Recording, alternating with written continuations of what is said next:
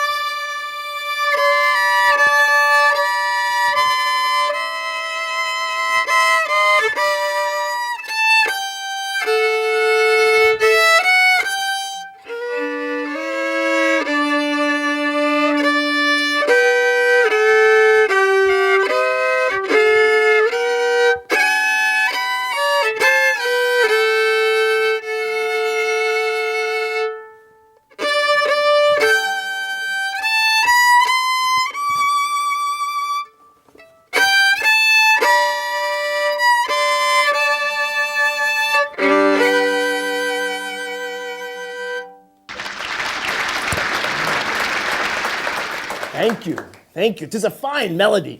My dear friend, Mr. Francis Scott Key, put words to it while on a ship during the Battle of Baltimore. But that's just a wee bit of the story. As a matter of fact, were it not for me and my troubles with the British military, Francis Scott Key never would have written that song at all. I am Dr. William Beans, a physician here in Upper Marlborough, Maryland. All of the most respectable families hereabout call on me when they require medical treatment, blistering or bleeding or the wise application of leeches. I have more experience than any doctor in all of Prince George's County. But enough about medicine. The tale of our melody begins in the year 1776, at the time of the American Revolution. Back then, I was a young doctor of just 25 years, just 25 years old, attending to our wounded troops as they fought for our freedom. Now, who can tell me something important that happened that year in 1776? We took on the British. Aye, and what important document was signed? Aye, on the 4th day of July that year, the founders of our nation adopted the Declaration of Independence. Now, something else important happened that year, something you've probably never heard about. At that time, in London, England, a club called the Anacreontic Society. It was named for the Greek poet Anacreon, who lived in Greece more than 2,000 years ago. Now, the members of this society would meet every fortnight, every 2 weeks, during the winter months to celebrate the gift of music. The members would listen to a 3-hour concert, then break for supper, then they would sing and frolic until the wee hours. Now, I once read an account in which a member of the society played the salt box, something I'm sure you all have in your homes. No? Well, then how do you season your food? Now, a respectable gentleman such as myself would never play such a, dare I even call it an instrument? But I'm sure Daniel would have no such qualms. No, I would be glad to play the salt box. Ugh, salt box, just for storing salt as far as I'm concerned. Well, I'm going to have to disagree with Dr. Beans on that. I'm Daniel Slosberg, and I'm here today with Dr. William Beans, and we want to tell you the whole story of our national anthem. And to do that, I'm going to need to trade off with Dr. Beans every now and then because there are certain instruments that he just will not play. And the whole reason I'm here is because I'm a musician, and I love the way music and history sometimes come together. And if I had to choose one moment in American history where probably the most important and most fascinating time when music and history came together, it's when Francis Scott Key wrote our national anthem, the Star Spangled Banner. Now, so I'm going to need to play the instruments that Dr. Beans won't, like the salt box. Now, as he said, most people who lived around the time he did had a salt box in their home, and they used it for storing salt. But some people also used them as musical instruments. You can get different sounds out of them depending on where you hit them and what you hit them with. So I'm going to play some rhythms on this, and I'd like your help. I will play a rhythm, and then I'm going to put my hands up in the air, and I want you all to yell, hey. So it'll be like this. Hey! Good, you got it. Okay, I'll speed up a little bit, so you'll have to keep up with me. So here we go.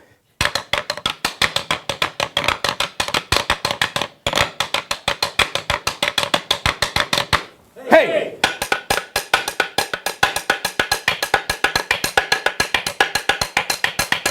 Hey!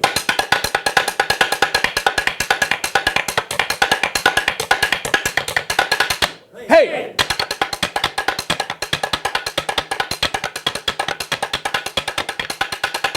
Hey!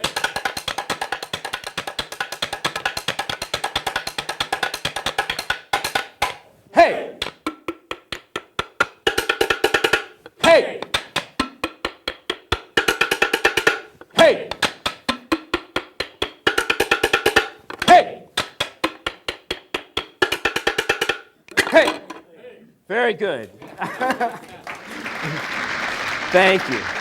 Now, Dr. Beans was talking about the Anacreontic Society, that club in London, but he hadn't yet connected it to the Star Spangled Banner. So I'd like him to come back up if he would and continue the story. Dr. Beans? You back there? I think he's asleep. Doctor, hi, just taking a wee nap, disturbed in no small part by that tarnal box. No, where was I? What was I talking about? The Anacreontic Society. 'Twas named, as I said before, for the Greek poet Anacreon, who lived more than 2,000 years ago.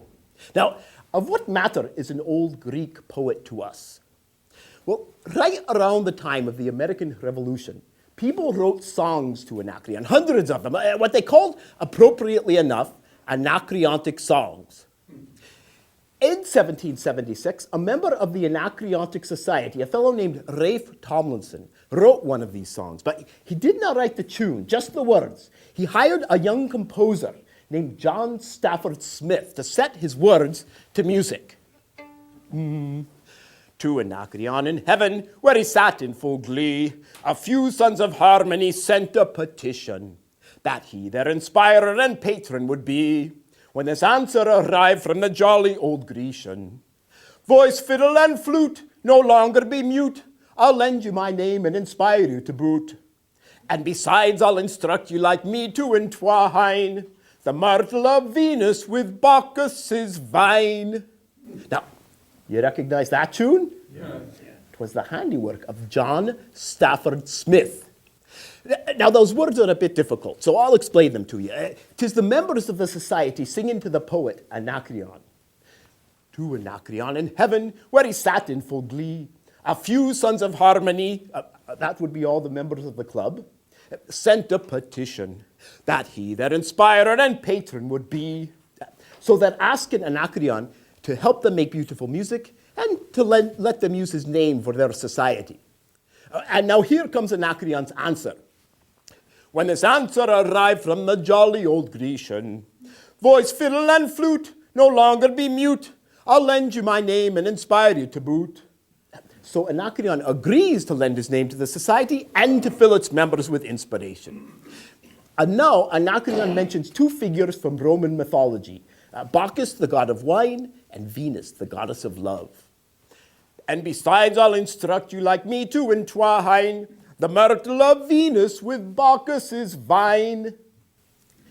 Now, needless to say, Mr. Tomlinson's words were not a huge success outside the club. But Stafford Smith's splendid melody, now that was a horse of a different color. British poets soon began composing new words for it. Then, just a few years later, Stafford Smith's melody crossed the ocean, and versions began to appear here in the United States of America. The first American version begins, on the top of a rock quite remote from the tide, a few jolly mortals were peaceably seated. With the juice of the vine, all the roughness of pride was mellowed and care from their mansions retreated. Now, just a few years after that, another poet wrote a fine campaign song for our second president. Can anyone name our second president? Aye, John Adams. The song Adams in Liberty begins, ye sons of Columbia who bravely have fought for the rights which unstained from your sires had descended. Then, just 2 years later, in 1800, Adams' vice president, the renowned Thomas Jefferson, ran for president and prevailed using a song written to which tune? Stafford Smith's, of course.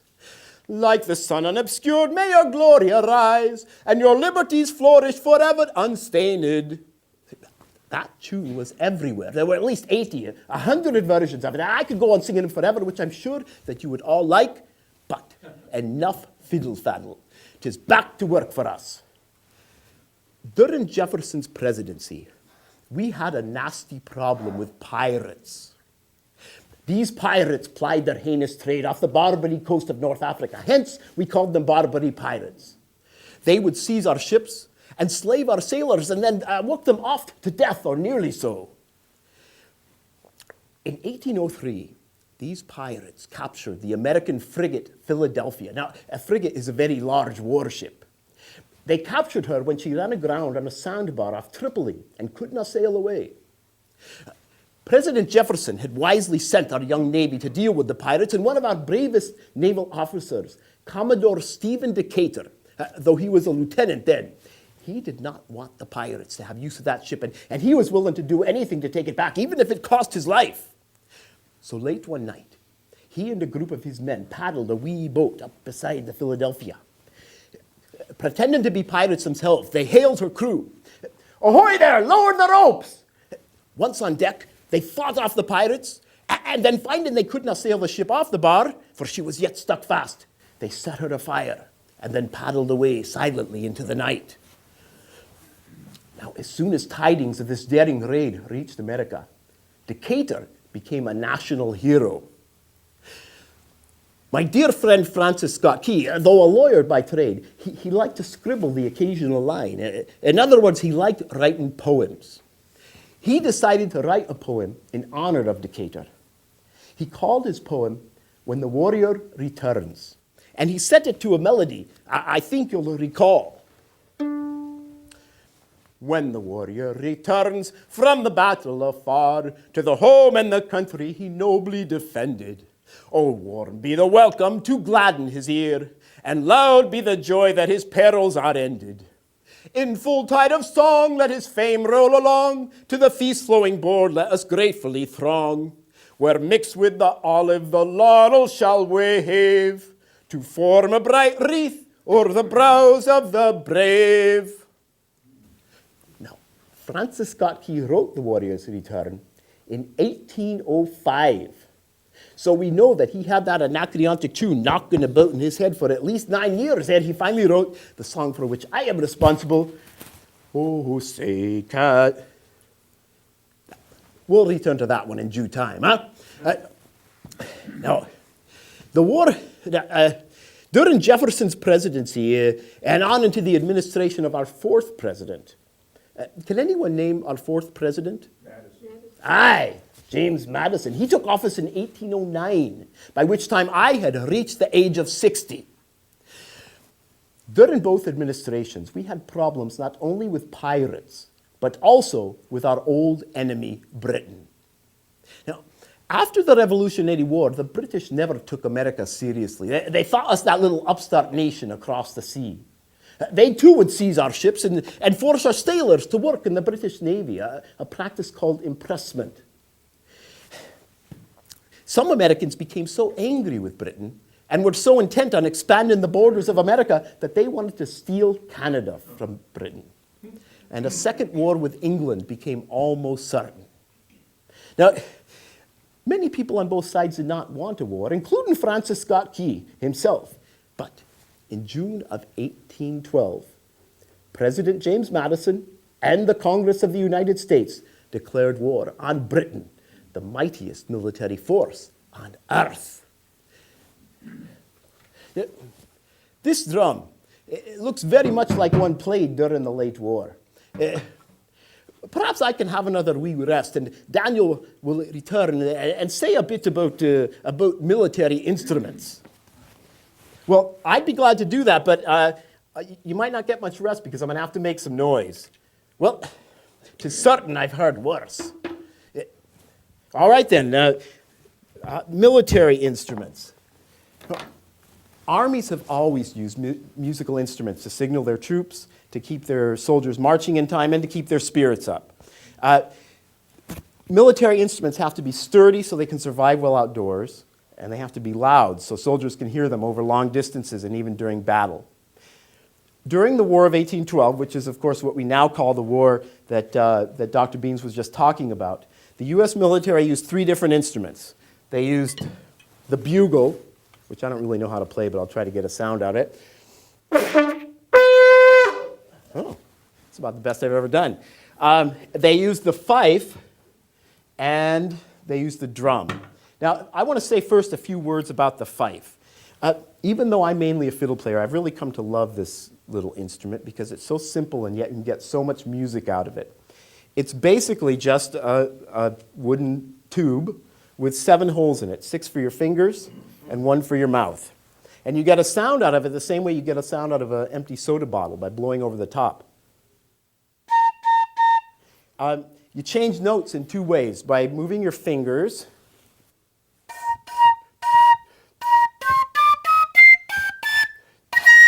and by blowing harder or softer.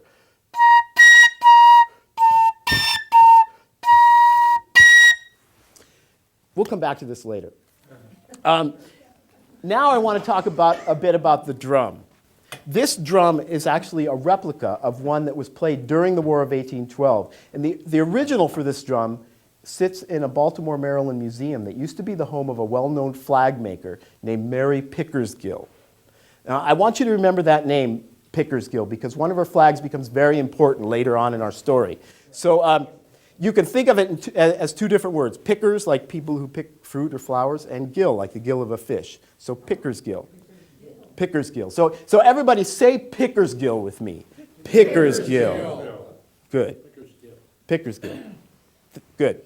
See, I want you to remember that because Dr. Bean sometimes has a little trouble remembering her name. So now speaking of flags, back in 1776, we didn't really have a flag. The closest thing the United States had to a national emblem was this flag right here, the Grand Union flag. But it looked so much like the British flag that in 1777, Congress decided we should have our own flag, and that it would have 13 stripes and 13 stars, representing a new constellation, the 13 United States of America. Back then, they didn't specify how the stars were supposed to align on the flag, so flag makers could do pretty much whatever they wanted. And of course, here's the version that I'm sure you'll all recognize. In 1795, after Vermont and Kentucky joined the Union, Congress added 2 more stripes and 2 more stars, making 15 each. But we'll come to that flag in a little bit. So now I'd like Dr. Beans to come back out and tell you about the war, if he would, because he experienced it himself, and he can do a better job telling you about it than I can. That may be, lad, that may be, but it was a terrible time, So all that fighting and misery, the economy in shambles. But despite the overwhelming military strength of Britain and the relative weakness of America, No clear winner emerged, even after the first year of war. In 1813, the British Navy began attacking towns along the shores of the Chesapeake Bay. Now, American Major George Armistead commanded this fort right here, Fort McHenry, at the head of the Patapsco River. You can see that better here. This map is a small part about right here. Now, Major Armistead had a very important job because Fort McHenry protects Baltimore, one of the most populous and important cities in all of America. Armistead knew that the British hated Baltimore. They thought it a seething nest of pirates. He suspected that the British would in time attack Baltimore, and in doing so must also attack Fort McHenry. Now, before I continue, I want to say a wee something about Major Armistead. He had a weakness for very large flags. In June of 1813, someone from Fort McHenry visited the respected Baltimore flag maker, I can never remember that name, Pickersgill, Mary Pickersgill.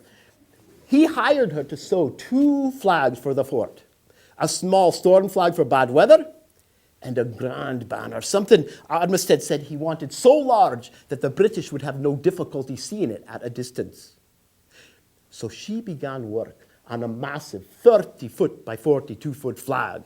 That's much larger than this room. Most of the work she did in her home, but when she needed to spread it out, it was too large. So she borrowed the malthouse floor of a local brewery. With help from servants and from members of her family, including her 13-year-old daughter Caroline, she finished in just 7 weeks. And in August of 1813, presented 2 fine flags to Armistead in Fort McHenry. Whose broad stripes and bright... I'm getting ahead of myself again. The war continued with no clear winner until in August of 1814, the British Army landed in force near Benedict along the Patuxent River to commence an attack on Washington. Now, the road from Benedict passes my land. Oh, it was a fearsome din, that endless line of redcoats tromping toward the capital.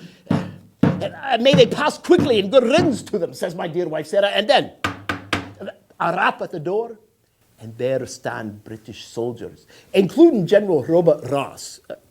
Though an enemy leader, a man of merit, respected by all and loved by his troops. We require the use of your house as our quarters for the night, says he. In exchange for your hospitality, I promise, upon my honor as a gentleman, that we shan't harm your neighbors or your kin. Now what was I to do? It was a terrible predicament. Though I speak with a Scottish accent, so I kind of hear it myself. Some say that I speak with it. I assure you that I am a citizen of the United States, born and raised up in this new and magnificent nation. I would ne'er do the smallest thing to aid those who desire to destroy her, and yet to shun the British would imperil those I love. I decide that I will pretend to support the cause of the enemy and leave the protection of my country to those who can protect her best, to the American military. That was August 22nd last, and it breaks my heart to describe what happened next. American soldiers running like scared puppies at Bladensburg, then abandoned in the capital altogether. Washington in flames, the president fleeing for his life. What humiliation, what disgrace. General Ross and the rest of the British commanders, they have a fine supper in the White House, and then they try to burn it to the ground. The next night, enemy soldiers leave their campfires burning and secretly retreat to their ships. We doctors, we attended to the wounded men of both sides equally, sewing up the enemy's injured soldiers as if they were our own. But what is this? Some British soldiers have fallen behind the main column and begun stealing from my neighbors' farms. Ross had sworn that this would never happen. So I ride out with the mayor to apprehend the thieves, and there they are, absconding with what appears to be a sack of silver and some piglets. Halt, shouts the mayor, stop right there or you're done for. We arrest the thieves and lock them in the county jail. But one of them escapes and flees to the fleet. Early the next morning, I awake to loud pounding at the door. Open in the name of the crown. Soldiers burst in, drag me out of bed, give me no time to change for my nightclothes or gather my spectacles. They hurl me atop a horse and gallop me 30 miles to the fleet and General Ross. You lied to us, sir, says he. You led us to believe that you supported our cause, and now you imprison my soldiers? You will regret this day, sir. You're off to our base in Halifax, where we'll try you as a common criminal. I cannot go on. I feared for my very life, perhaps never to see my family again. It was terrible, terrible. Well, Dr. Beans, I know this was a difficult time for you, so why don't you take a break, and I'll talk a bit about Baltimore. Thank you, lad, thank you. Very kind indeed. Well, before the British hauled off Dr. Beans, they had one more battle to fight. Their one-sided victory in Washington led them to believe that they could just as easily take Baltimore. So they began to plan their attack. Now, the citizens and soldiers of Baltimore, they had a different idea. They had learned from the humiliation in Washington, and they were determined to stand and fight. Now, one of the things that kept their spirits up as they prepared to defend their city was music. So I want to play an old tune on the fiddle, one they very well might have heard in the evening when they took a break from digging trenches and building walls. But before I play a tune, I want to talk a bit about the difference between violin and fiddle, because I get asked that question a lot. Now, really, they're essentially the same instrument. The difference is in how they're played. Although this one, you can see, there is one physical difference. This has a chin rest, because violinists always play up here, and the chin rest makes it more comfortable. This one doesn't, even though most fiddlers do play up here, but sometimes they hold it down here. So that's what I'm going to do for this tune called the Red River Jig. You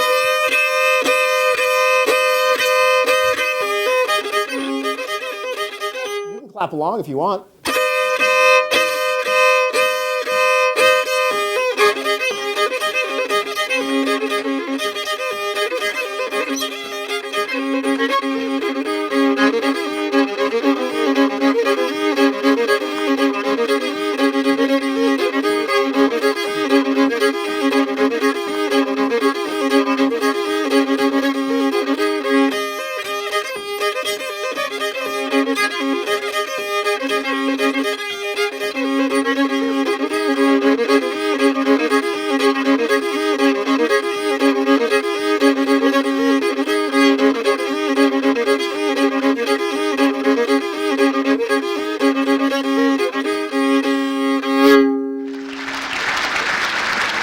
Thank you. Thanks for clapping along. Fiddlers also generally get to stomp their feet, which is pretty cool too. Violinists don't get to do that.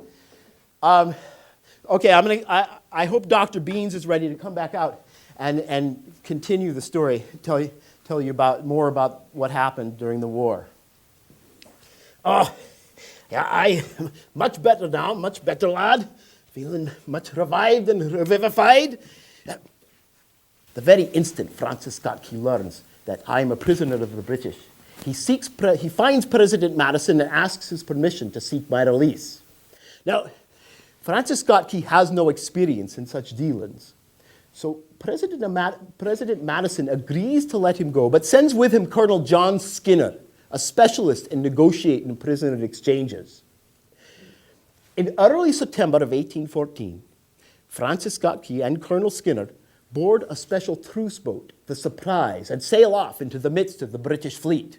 Now, the Chesapeake Bay, it's filled with the sails of the enemy, almost 50 vessels, many of them huge warships, frigates and ships to the line carrying more than 50 cannon each. There are massive barges, bomb boats from which the British intend to launch rockets against Fort McHenry. He and Skinner sail about for 2 days ere they find the British flagship HMS Tonnant and General Ross. When Key presents my case to Ross, Ross will hear nothing of it, thinking me yet a rogue and a traitor.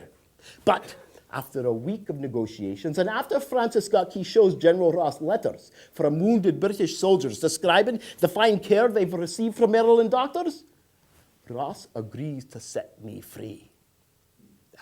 Were it not for my dear friend Key, a British brig might hold me even now.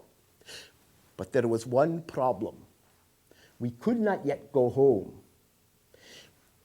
You may leave with Key and Skinner, a British officer says to me, but you must remain with the fleet until after we attack Baltimore. You have heard too much of our plans. So, on the 12th day of September, Francis Scott Key, Colonel Skinner, and I board the Surprise to watch and to wait. Now, early in the morning of that same day, General Ross lands almost 5,000 soldiers here at North Point and begins the march toward Baltimore. About noon, they encounter the American forward line, and the fighting begins. In that brutal August heat, the enemy soldiers, clad in heavy woolen uniforms, they begin to fall, not just from fighting, but from fatigue. The American line holds as General Ross maneuvers his horse among his troops. Fight bravely, lads, he shouts, for King and for... But what is this? An American sharpshooter has hit General Ross. His soldiers rush to his side as he falls from his horse, mortally wounded. The death of their beloved commander drains the British soldiers of any spirit they have left. So when they encounter the guns of Baltimore here at Hampstead Hill, they can go no further. But despite the fate of the British army, the British Navy still intends to take Baltimore. So early in the morning of September 13th, 5 enemy gunships move into position here within 2.5 miles of Fort McHenry. At 6:30 a.m., the enemy ships open fire. Hour after hour after hour, the British bombs rain down upon the fortress. All that we could do is pace the deck of the Surprise, still tied to the Tonnant 5 miles downriver, too distant to discern through the smoke and rain what flag flies over the fort. The fate of our entire nation depends on whether that flag is British or American. The bombs continue all day until at nightfall, the red glare of Congreve rockets sets the sky afire. The British ships try to inch closer to the fort, but the brave men at the guns of Fort McHenry force them back. Then, at dawn on the second day, the bombs mysteriously stop. All is silent. We can hear the water slapping the sides of the Surprise, the creaking of the ropes. What is happening? I shout to Key. Look through the glass. Look through the glass. And through the glass, Key squints as the smoke clears and the morning sun breaks through the clouds, and he sees the most beautiful sight in all of the world. "'Tis the Star-Spangled Banner," he shouts. "We are saved." But yet again, we cannot go directly home. We must remain with the fleet until all of the British soldiers have returned to their ships. 'Tis not till 2 days hence that the Surprise finally glides into Baltimore Harbor. But through those days of waiting, young Francis Scott Key idled not. He had found some old letters and scribbled on their backs a new poem that he called The Defense of Fort McHenry. Now, I need to interrupt for just a moment, but I was just getting to the important part. Well, it'll be real quick. Well, if you must, I promise not to interrupt again. Well, I want to back up for just a moment to the soldiers inside Fort McHenry. Because as soon as they realized the British bombs had stopped for good, they lowered Mary Pickersgill's storm flag, and then they raised her giant banner, and that is what Francis Scott Key saw when he looked through the glass. Now, if they'd had a national anthem to sing or play at that time, I'm sure they would have done so, but of course they didn't. So instead, their fifer fifed a national favorite, Yankee Doodle. I'm going to play an old version of Yankee Doodle on the fife, one they very well might have played back then. Of course, Yankee Doodle is a very old song, and originally the British sang it to make fun of Americans. A Yankee can be an insulting term for an American. A doodle is a fool, and a macaroni is someone who dresses very elegantly. So in the song, Yankee Doodle, the foolish American thinks that sticking a feather in his cap will make him very fashionable. Later on, because Americans were comfortable poking a little bit of fun at themselves, they took it as their own and played it with pride, just as they did that one glorious morning in Fort McHenry.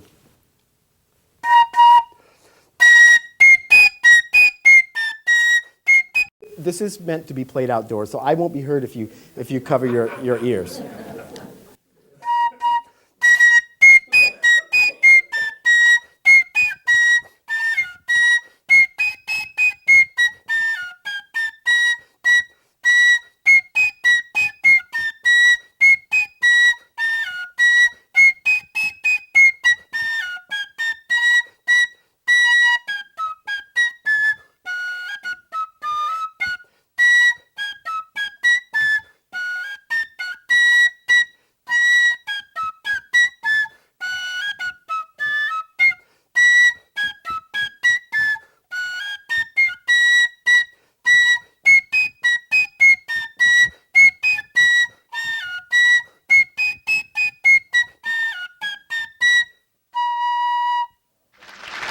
Thank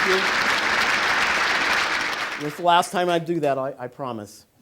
So now, I'm sure Dr. Beans is really would like to come up and continue telling you what happened, because things began to happen very quickly after that.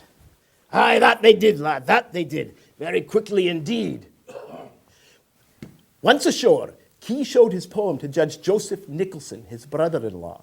Now, Judge Nicholson had served inside Fort McHenry during the bombardment, and he very much liked Key's poem. He quickly had it printed and distributed to every soldier in the fort. Then, within a few days, the defense of Fort McHenry appeared in a local newspaper. Then, in a month or two, Carr's Music Shop published Key's poem, but they changed its name. The defense of Fort McHenry from thence became the Star-Spangled Banner. Now, Key's poem has 4 verses, and given its recent popularity, I'm sure you know all 4. But just in case you've lost a word or two, I'll sing each verse. In the first, we have not yet seen the flag. Oh, say, perhaps I'll leave that one for later, for Daniel to sing. In the second, we see the flag for the first time. On the shore dimly seen, through the mists of the deep, where the foe's haughty host in dread silence reposes. What is that which the breeze o'er the towering steep, as it fitfully blows, half conceals, half discloses? Now it catches the gleam of the morning's first beam, in full glory reflected, now shines in the stream. 'Tis the Star-Spangled Banner, oh long may it wave, o'er the land of the free and the home of the brave. Now, in the third verse, in verse 3, Key maligns the enemy. He says some nasty things about the British. And where is that band who so vauntingly swore that the havoc of war and the battle's confusion, a home and a country would leave us no more? Their blood has washed out their foul footsteps' pollution. No refuge could save the hireling and slave from the terror of flight and the gloom of the grave. And the Star-Spangled Banner in triumph doth wave o'er the land of the free and the home of the brave. And in the final verse, Key, who is a very religious man, gives credit for victory where it is truly due. And thus be it ever when freemen shall stand between their loved home and the war's desolation. Blessed by victory and peace, may the heaven-rescued land praise the power that hath made and preserved us a nation. Then conquer we must when our cause it is just, and this be our motto, in God is our trust. And the Star-Spangled Banner in triumph shall wave o'er the land of the free and the home of the brave. And now, I think I'm ready for another wee rest. Perhaps Daniel would return and deliver 1 or 2 concluding thoughts.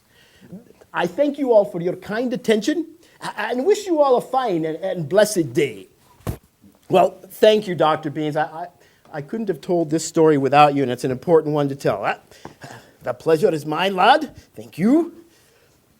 Well, the Battle of Baltimore proved to be the beginning of the end of the war, but it took a few more months for it to officially conclude. Representatives of both sides, meeting in Ghent, Belgium, signed a peace treaty on Christmas Eve of 1814, a treaty that changed absolutely nothing from the beginning of the war. Now, unfortunately, news of the treaty didn't reach the United States until February of 1815.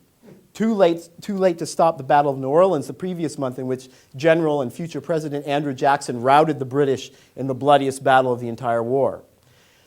But even though there was no clear winner of the war, the United States got at least 2 important things out of it. We got a new sense of ourselves as a nation, as a world power, and we got a song, which finally in 1931, well over 100 years later, officially became our national anthem, and it's been our song ever since. So why don't we all stand up and sing the first verse of Francis Scott Key's The Defense of Fort McHenry, otherwise known as the Star-Spangled Banner. Oh, say, can you see by the dawn's early light what so proudly we hailed at the twilight's last gleaming, whose broad stripes and bright stars through the perilous fight o'er the ramparts we watched were so gallantly streaming, and the rocket's red glare, the bombs bursting in air, gave proof through the night that our flag was still there. Oh, say does that star-spangled banner yet wave o'er the land of the free and the home of the brave. Thank you, everyone. And please sit. And so now I hope you know who was really responsible for the Star-Spangled Banner, and you'll go out and tell everybody that it was Dr. William Beans. And now, does anyone have any questions? How come I know all this history? Mainly from reading, from reading as much as I can about it, and so that's. And I've talked to some people, and went back one year for a War of 1812 symposium, but mainly from finding good books about it and reading. There's some wonderful books about the flag. There's a great booklet, which is actually on the website of the Smithsonian. So you don't have to buy the book. It's all there, and it's called "The Melody of the Star-Spangled Banner" from, I can't remember the exact title after that, but it talks all about how the melody came to be and what happened to it afterwards. So there's some wonderful resources out there. How did I get started doing these performances? Well, I used to work with a music and dance company called the Amman Folk Ensemble, who went to schools and we did international folk music and dance. And I worked full-time with them for a number of years, and we had a kind of genius artistic director who could put together programs for any. He made it look very easy. We could play for 4-year-olds in the morning in the Century Plaza Hotel in the evening, and he would put together these great programs for them. So when I learned, the first program like this I put together is about Pierre Cruzat, who was the fiddle player with the Lewis and Clark expedition. And when I learned that they had a fiddle player, I thought, well, somebody's got to do a program about this. And having watched this guy work, I thought, well, I can do that. It turned out to be much more difficult than he actually made it seem, because I do a lot of work in schools, and to keep kids' interest for 45 minutes and put together something interesting and educational is pretty tough. But I eventually came up with a good program about the fiddle player. This was back in, I think the first time I did that was about 10 years ago. And then I started to learn about the background to the national anthem, and that seemed real interesting and worthwhile to put a program together about. So I've only been doing this for about the last year or so. So the question is, tell something about my other program. Well, my other program is about Pierre Cruzat, the main fiddler and main boatman with the Lewis and Clark expedition. I like characters who are not very well known, but who are really critical in some way to American history. And like Dr. Beans, without Dr. Beans, we wouldn't have had the national anthem or the Star-Spangled Banner. And Pierre Cruzat was a really important member of the Lewis and Clark expedition, but people don't usually hear much about him. The reason for that is because even though he was the main boatman and fiddler, he's best known for accidentally shooting Captain Lewis in the rear end on the way home, which makes for a really good story, because at the end of every program I grab my derriere, jump up and down and scream. But the program is a lot like the format is a lot like the Dr. Beans program, although I don't go in and out of character. I'm completely Pierre Cruzat throughout the whole program. except for at the end when I come back for questions. And, I tell Pierre Cruzat tells stories from the expedition, a lot of them about his important part in the journey, and he plays different instruments that the expedition actually had along. Like, of course, there was a fiddle or two. They had jaw harps that they gave to the Indians as presents. They had this wonderful horn, a signaling horn that they used to signal to people on shore or to the other boats. They had access to bones and spoons, and they had Indian frame drums available to them. So there's a lot of fun music in there, and I sing songs in English and French. The question was, how difficult was it to master the accents? It was difficult for me. It was hard. Both the French and the Scottish. With Pierre Cruzat, I speak with a Scottish accent. Je m'appelle Pierre Cruzat. I am the main boatman with Captains Meriwether Lewis and William Clark in the Voyage of Northwest Discovery. So luckily with that one, for both accents, I found dialect coaches. Teachers who helped me speak with the accents. For the Pierre Cruzat one, I found a dialect coach who was really interested in the Lewis and Clark expedition, and she was a wonderful dialect coach. She unfortunately moved away by the time it was time to learn a Scottish accent for Dr. Beans. But I found another wonderful dialect coach for Beans, and it's hard, and I certainly don't feel like I've mastered either one, really. Especially the Scottish one is kind of a work in progress. There are some words that are very hard for me to get into that Scottish accent. But with Pierre, I had originally wanted to learn how to speak French so I could come out and answer questions as Pierre Cruzat, but that proved to be a little bit difficult. So I have the accent. So I use the accent, and we do sing songs. I do sing songs in French, and I made a CD of the music from the Pierre Cruzat program, and brought in some people who happened to be in town from Quebec and sang the French songs with me, and that was really wonderful.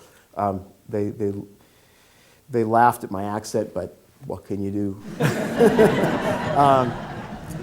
But it's a difficult process. But I love having the accent. I think it adds a different dimension to the program, and the more dimensions you can have, the better. We've got the music, got the stories, and with with the Pierre Cruzat program, all the stories come from the journals of the expedition.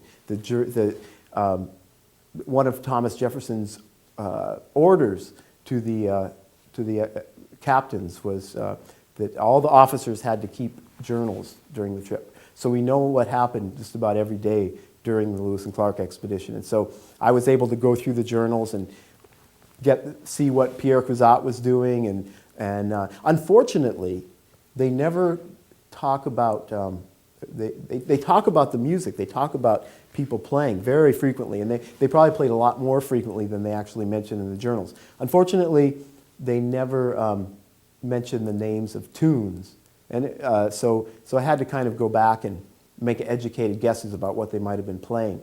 And I've always thought that if I could go back in history for 10 seconds, 5 seconds, I would love to be, say, at the New Year's celebration in present where they spent their first winter in Fort Mandan, present-day North Dakota, and the Pierre Cruzat and a number of the other people went around to the different Indian villages and played music for them and danced. They even talked about one of the members of the expedition, a fellow named Francois Revet, danced. In the journals they say he danced on his head, which was possibly the earliest mention in American history of breakdancing. Originally, I thought I had to learn because in the journals they only said a Frenchman danced on his head, and I didn't realize that there were so many Frenchmen on the expedition. But at that time, the part of the country they were exploring was France, or just before. I think that we bought it just before the expedition started. So luckily it turned out I didn't have to learn how to dance on my hands. It was actually Francois Rivet. But I do, in the Pierre Cruzat program, I do things with dance around a little bit with my feet. It's a fiddler's prerogative to make as much noise as possible. I don't play either of these fiddles. I play a fiddle that I found specially for Pierre Cruzat. It looks like someone hung it over a fire for a long, long time. It looks smoked, and I only play tunes that he might have known that had been printed by that time, by 1800. So I try to keep all the programs as authentic as possible. Like this drum is a copy of one that was played during the War of 1812.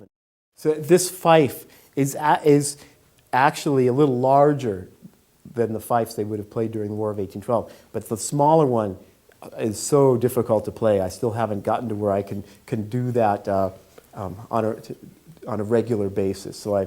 But this fife is close, and it has a wonderful sound. The question is, how much research did I have to do to come up with these programs? And the answer is quite a lot. I did a lot of reading. For each one took a couple years actually to really do the research that I wanted to do. And then there was the writing. And I'm a fairly slow writer. It took for Beans, which is still I really just came up with a draft that I like. That took a couple of years, and I think I'm up to maybe the 50th or 60th draft of that program. So it takes a while to learn what I need to do, and then to write it out. With the Lewis and Clark, the Lewis and Clark program was a little bit easier to research because we have the journals, and the journals they had a copy of the complete journals at the UCLA library, so I would go up there and look up in their index about Pierre Cruzat. Eventually, I read all of them, but it's an amazing resource for Lewis and Clark. And then I had to, for both programs, I had to learn how to play different instruments. For the Lewis and Clark program, there was the jaw harp, which isn't that hard, is really fun, and I learned to play the bones, and I think I might be skipping something there, but and with this program, the toughest thing, well, I shouldn't say that. I tried to learn how to play drum to make it sound authentic, but I'm still working on that, and the bugle I just got, and so I haven't really tried to learn that, but the fife. I really wanted to learn how to play the fife well enough to make it sound reasonable, and that took a very long time, and I could only do it when no one else was around, and actually one of my neighbors came over one day and asked me if I was the guy who was making all that noise, but he actually kind of liked it. But I mainly play string instruments and mainly fiddle, so it was tough learning how to play the fife, but it's really delightful, and it's been a challenge, and feels really good to finally be able to play something on it. Originally, this program began with me playing bagpipes, because the pipes were also a military instrument. But you can't really get away well with playing bad bagpipes.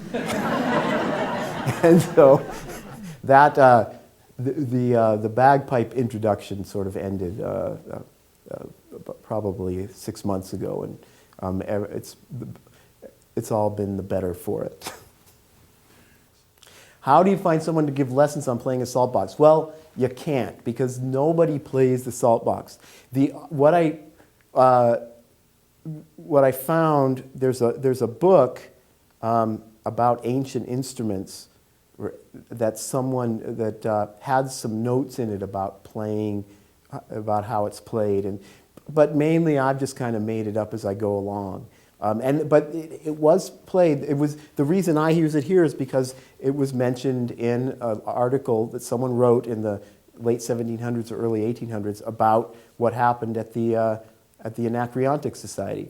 And there are pictures. There are drawings and things from that era of people playing saltbox.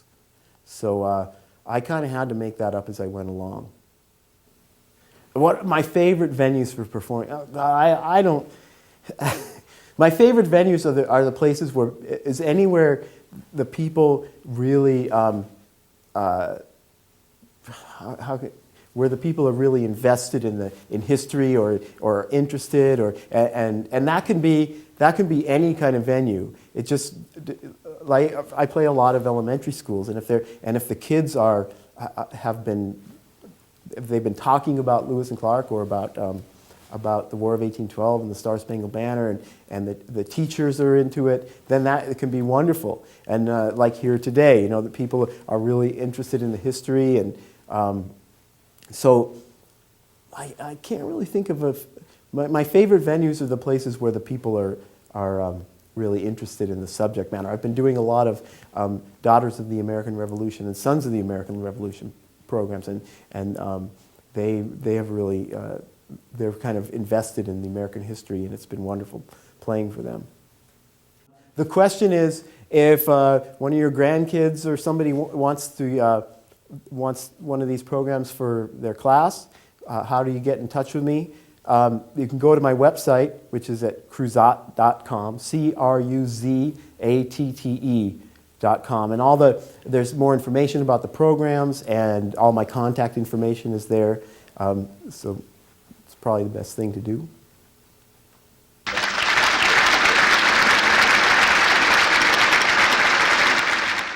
Thank you for watching Peninsula Senior Lecture Series. I'm Betty Wheaton. See you next time.